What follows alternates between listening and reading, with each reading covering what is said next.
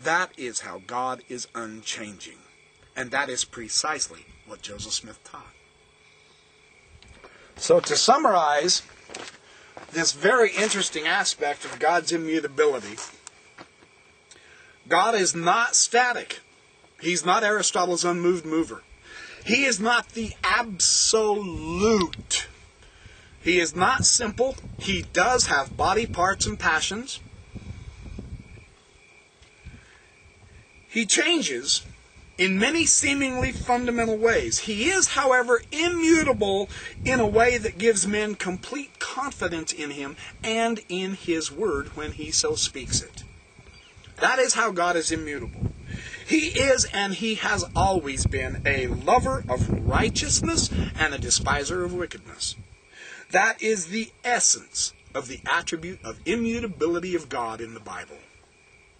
Changes in God's knowledge, that the Bible acknowledges occurs, in his form and position, these have nothing to do with God's immutability. And that attribute, as described in the Bible, is completely consistent with everything Joseph Smith ever taught about God the Father and God the Son in Jesus Christ. The point is not whether or not God has always been omniscient, corporeal, or held the position of God. He can still be considered immutable and eternal. This understanding is from the Bible, but it directly contradicts Neoplatonic, Greek, philosophical meanings, interpretations, and understandings. So much the worse for Neoplatonic philosophy, because I don't accept that. I want to know what the Bible teaches. Joseph Smith precisely taught what the Bible teaches about God the Father and the Son Jesus Christ. They are both glorified, immortal, eternal men who are God, and they are immutable, even though they have gone from an everlasting pre-existent state into a mortal state, and gone back into an everlasting eternal state, post-mortal eternal state. They are from everlasting to everlasting. The Scripture is absolutely correct there. Even though they have changed in many respects, they absolutely are sure with their word, exactly as Joseph Smith, the Mormon prophet, taught. That is a phenomenal restoration of the true biblical doctrine of God, as opposed to the false Neoplatonic, Greek, philosophical, classical, Christian, theistic interpretation. Now, Joseph Smith elaborated in a very interesting manner on the potential possible exaltation of God the Father in his King Follett Discourse that I think is worth paying a little bit of attention to. I think it's an incredible teaching that he has, and Richard Hopkins elaborates on this in quite an interesting way that I want to share with you also. The theme that God the Father himself was exalted. He said, I'm going to tell you how God came to be God. His subsequent remarks, however, contain no detailed exposition of that particular subject. So this is kind of interesting, isn't it? Only the implication that God became God through eternal progression. That's the hint that Joseph Smith gave us. Understandably, specific information about the exaltation of God the Father isn't given in God's revealed record to this world. He notes, however, in Revelation 1, verses 5 and 6, that John says that Christ made us kings and priests unto God and his Father. Now, the New American Standard Bible, the NASB, translates the italicized portion of this passage, the portion reading God and his Father. It translates it as his God and Father. But a side note admits that the translation should read exactly as it appears in the King James Version. So there's some controversy about how this particular passage is to be translated. The original Greek is consistent with the reality that this passage refers to 3 generations of deity, Christ, his Father, and the Father of God the Father. And Joseph Smith's comment on this passage is very interesting. He said, if Jesus Christ was the Son of God, and John discovered that God the Father of Jesus Christ had a Father, you may suppose that he had a Father also. Because where was there ever a Son without a Father? So he's expounding on this idea, this thing.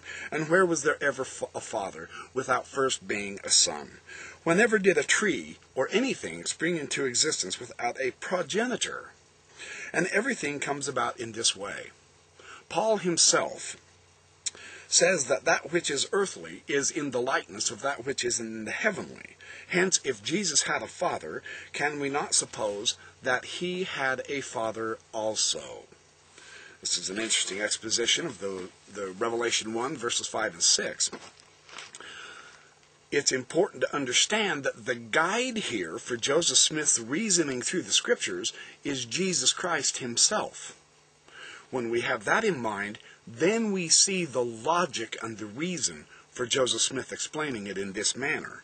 If that guide is followed exactly, it can be deduced, even without the aid of the Revelation 1, verses 5 and 6, that God the Father may have also been chosen from among his peers to be exalted to the position of God at some time before he himself entered mortality. Joseph Smith reasoned this way. He says, the Scriptures inform us that Jesus said, as the Father hath power in himself, so hath the Son power. That's John 5:26. To do what?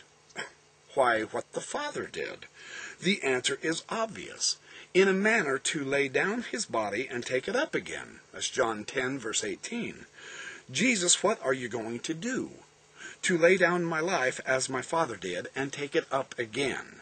This was his reasoning in the King Follett Discourse. Now it's important to recognize another aspect of this is all that Christ accomplished in his earthly mission, he did without affecting the attribute of immutability that he possesses. Even though he went through several changes, it doesn't affect the immutability of his character or personality or his word. Isn't that interesting? Thus, if the Father did likewise, it would not have violated the attribute in himself any more than it did in his Son. Change neither changed in the steadfastness of their nature or their immutable preference for good as above evil.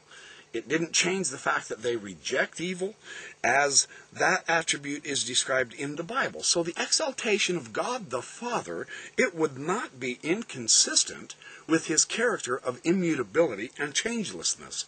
He still is eternal in the same way Christ bears those same characteristics. That is the reasoning that we use through the Scriptures, because in every single way, Jesus Christ is similar to his Father. He is the revelation of his Father. Now, does Christ's creation as a spirit refute his immutability?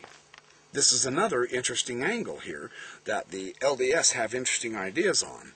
In the long-distant past, Christ underwent a change related to his bodily form. That change was the transition from his existence as an eternal intelligence to the form of a spirit being, the firstborn spirit child of God, as Colossians 1:15 teaches. This transition from intelligence to spirit being called Christ's creation or generation, but it was only a birth. It was a begetting. And the spirit body encompassing his intelligence was formed. It was not a fabrication out of nothing. It was simply a transition from one mode of existence to another, exactly as we've all undergone. See, this is what Joseph Smith discovered in translating the papyri of the Book of Abraham, and he said so in his King Follett Discourse, that magnificent chapter 3 in the Book of Abraham. Dr. Beckwith and other classical theists, however, have interpreted this precept in the context of their own philosophical opinions about the generation of Jesus Christ. They claim that Mormonism teaches that there was a time when God was not God,